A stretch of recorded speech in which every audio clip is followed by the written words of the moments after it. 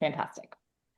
Alrighty, so just to begin, I want to go over the eligibility. This remains unchanged from the letter of intent, but just as a reminder, applicants have to be within the first 4 years of their tenure track position. So obviously, assistant professor only. U.S. citizen or permanent resident required at the time of interview. So this is something we did most recently to help with those that kind of got stuck in the process, especially post-COVID. So technically, we have applicants that are still in the process of obtaining permanent residency. And up until basically the full application review ends, they're eligible. And should you wish to invite them to the interview, at that point, I would reach out to them and ask them about where they are in the process. If they've received permanent residency, they can continue to the interview. If they haven't, they will unfortunately not be able to advance, which is why we'll be always selecting an alternate just in case that would take their place in the interview stage. Continuing the $225,000 in external annualized direct funding. No clinical research or clinical trials. We don't fund government laboratories. Applicants can apply a maximum of 2 cycles, and this does include submitting a letter of intent. So for some of the applicants in this pool, this is their last attempt, but you won't know that information. So just something to keep in mind. And then applicants can have no more than 10 years post-terminal degree. This is just our attempt at trying to keep the young investigator in so many words. So that helps a little bit kind of narrow the pool down. So the guidelines also remain unchanged. We're looking for innovation, high risk applications that show promise for contributing to significant advances in the chemical and life sciences. We're looking to fund early career scientists that don't have major funding, which is why we have that $225,000 cap. And then projects are funded up to 4 years. We provide $150,000 annually, and we do not allow for overhead or indirect costs. So all of that money goes directly to the PI. So we are here in the process. The applications were due Monday. I'm looking through them, as I mentioned. I have a feeling they'll be out to you within the next week or so, and then they are due back in early March, and then we'll be meeting March 18th. So the application materials for the full application include a 6-page proposal, inclusive of images and citations, so 2 additional pages from the letter of intent. And also, as a reminder, no longer blinded. So you'll be receiving the full application at this point. It is much, much lengthier. So we'll have some additional PI information. These are some short answer questions. Some of these questions focus on their mentorship style, basically kind of just a little bit insight as to how they run their lab, leadership skills. All of these questions are taken into account, and there are review questions related to these questions. Everything is weighted equally. We're looking at this point for the science as much as we're looking for the individual. So this application will give you insight as to both of those pieces, as you'll see when we continue on, that this is much more in depth, not only in the research, but how they intend to run their lab and what they intend to do with this money. There is a project timeline, a budget for years 1 and 2, updated biosketch, a current funding chart, institutional support form, which just gleans information as to what type of support their institution offers them, type of lab space, equipment, things like that. An award terms acknowledgement. This actually is part of the application, but something you don't need to see, so it'll be hidden from your review. This is just an administrative thing that allows us to basically confirm that they'll agree to our terms prior to receiving the award. And then the most fun part, the 2 letters of recommendation. So we have a no association letter of recommendation, and then a letter of recommendation from an affiliated letter writer. Typically, this is their postdoc advisor, PhD advisor, but it could truly be anyone that they feel will, speak the most highly of them. So the first step in the review process, just like the letter of intent, is the online review. So I'll be providing you applications via electronic review, SurveyMonkey Apply, and then the review will consist of scores, ranks, and comments, again, just like the letter of intent. The questions are different, and the ranking is different. I think this is much easier. It is a tier rank, a 1, 2, 3, so you don't need to worry about a unique rank for this part of the review process. And then obviously there's also a comment section. This really comes in handy during the review meeting. So please make sure that when you are leaving a comment, it is thoughtful and will help you remember what you liked and or didn't like about the application during the review meeting. And then these are the review dates. They should be on your calendar, March 18th from 8 to 3 p.m. Pacific time and March 20th from 10 to 12 Pacific time. This is the review and scoring matrix for the full application review. There are 7 questions. And as I mentioned, they span both the research and the PI themselves. So we're looking at departure, new direction, if it's fostering the invention of methods, instruments, and materials, if they've demonstrated a high level of scientific productivity over the last several years, if they have a commitment to inclusive, supportive environment, their mentorship strategies. And then the last question is about impact, about how this award would impact not only them, but sort of their institution and their career trajectory as a whole. All of these questions are weighted equally, and they are all important. So definitely make sure that when you are going through, we're being really thoughtful about answering these. This becomes particularly important in the interview stage, which just the executive committee participates in that stage. But at that point, the science is obviously all excellent, and it really kind of becomes more about the PI as a whole. This is how we ask you to do your tier rank. So a 1 is excellent in all aspects of the proposal. I would assume you would have sub 10 of these, probably less. Number 2 is very strong. And then number 3 is contains 1 or more moderate or major weaknesses. So a 3 is someone that you would not feel badly not moving forward. A 2 is someone that you maybe want to have a discussion about. And a 1 is someone you feel strongly about moving forward. So we set up the panels. There'll be 4 panels, 2 bio and 2 chem, A and B. We'll have 2 executive committee members moderating each set, and then 3 reviewers per panel, so 12 reviewers total. We combine the panels with scientific discipline, institutional affiliation, gender, and conflict of interest balance. And then we'll have about 25 applications assigned per panel. And again, this is based on scientific discipline as much as possible. At this point, it becomes a little bit trickier to do that. And there will certainly be applications in your pool that will be out of your comfort zone. However, they'll be looked at by not only your panel, but the secondary panel as well. So everyone will get a fair review. So for the review meeting, I'll send out a data compilation prior to the meeting. This will look similarly to the letter of intent data compilation. It'll have a primary and secondary reviewer assigned.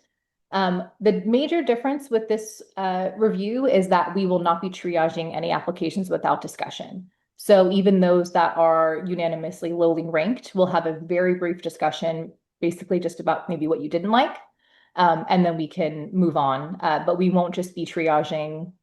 There's less of them, and we want to make sure that each of these gets an opportunity to be spoken about. So if you are in panel A, for example, you will basically be on the front end of the call. So we'll begin the call with panel A. They'll have 2.5 hours to discuss the applications in their pool. And panel B will be listening in at this time. So panel B, we do ask that they stay on the call and participate just by listening. If you are an expert in that field and the reviewers are struggling or have a question, that would be a great opportunity to step in and say your piece. But for the most part, the opposite panel is just listening in. The reason being is because at the end of the discussion of panel A, they'll be selecting their top 8 applications. We'll do the same for panel B.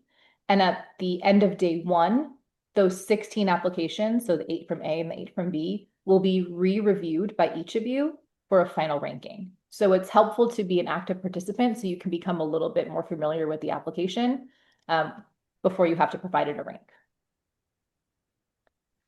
So just again, to kind of reiterate, I know it's not tricky. I think once you get there, it'll be simpler to understand, but essentially the 4 panels will discuss their assigned applications, Bio A and B and Chem A and B. At the end of day 1, we'll select 8 applications to move to day 2. So panel A will select 8 and panel B will select 8. After day one, reviewers will re-rank the top 16 applications, and this will be due the next morning. So at the end of day one, March 18th, I'll be sending you the top 16 applications that were selected, and you will have until March 19th at 4 p.m. Pacific time to provide those a ranking. And then we'll meet again on the 20th to discuss those final 16. So we're hoping that this day in between gives you enough time, obviously not to fully in-depth look at all 16 of these applications again. We're hoping at this point, between listening to the conversations, you'll be familiar enough that you can you can provide a ranking for each for the second conversation about them. These will be submitted electronically. This is going to be a unique rank. So this is where that will come back, but sort of necessary at this step. And then when we meet on March 20th, we'll merge the panels. So we'll have all 6 of you and the executive committee members sitting in together. I usually just assign a primary and secondary reviewer for this, but we do want to make sure that if there's comments from anyone, we'll have an opportunity to hear that. And the objective is to select 8 applications plus 1 alternate that will advance to the interview. So biology will be selecting 8, chemistry will be selecting 8. So this is just an overview of the flow. I'll send this slide so you can have it as a reference. But just to kind of understand the process, I'm going to start the call with everybody, and then we'll sort of divide into Zoom rooms. So we'll have a biology room and a chemistry room that will be run concurrently. We'll start with panel A, and then panel B will be observing. We'll go in assigned speaker order, so the primary, secondary, and then tertiary reviewer. Just like the letter of intent, we'll discuss the strengths, weaknesses, and rationale. And then you'll decide if you want to advance, eliminate, or hold. If we hold it, it has to be revisited later with a decision made. We do a similar review order. So we'll do the top 3 applications, the bottom 3 applications, and then the rest are in randomized order. And then we'll select 8 from each panel, panel A and panel B. And then at the end of day 1, those will be sent to you via SurveyMonkey, usually within an hour or 2 of the application or the review process ending. On the 19th, we don't meet. It gives you an opportunity to do your unique ranks and then get this over to me. I'll send a data compilation the morning of the 20th. And the 20th will look similarly, except we'll be all together. So we'll divide a bio and chem breakout room, but panels A and B will be merged, and we'll make those decisions together to decide who the 8 finalists will be and the alternate. So that's the process. I know it's a little bit, could be a little bit difficult to understand. And I also feel like sometimes it's easier to just be there. But I wanted to make sure that if there's any questions, those could be answered now. And also please remember that I will be sending you additional review materials prior to the meeting.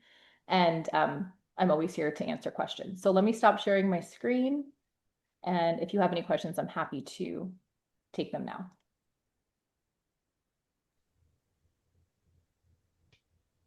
Thanks, Nicole. That was very complete. I have one minor clarification question. When you say A will pick 8 and B will pick 8, does that mean that like the combined bio and chem A's will pick 8 and the combined bio and chem B's will pick 8, or bio A and B together will pick 8 and chem A and B will pick 8? It'll be, so bio A will pick 8, chem A will pick 8, bio B will pick 8, and chem B will pick 8. So at the end of day 1, there'll be what? Yeah, That's so 32.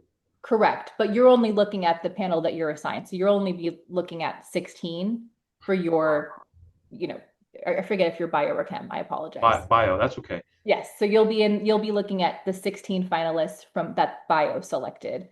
Chemistry, you'll be looking at the 16 finalists that chemistry selected. So collectively 32, but you won't be looking at all 32. Got it. Thank you. Sure. I think there was something in the chat. Sorry. Let's see.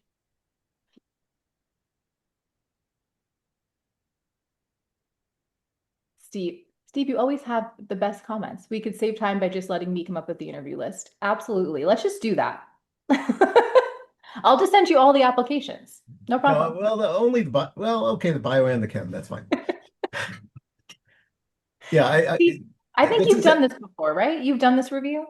yeah, I mean, for my comment, my feedback is that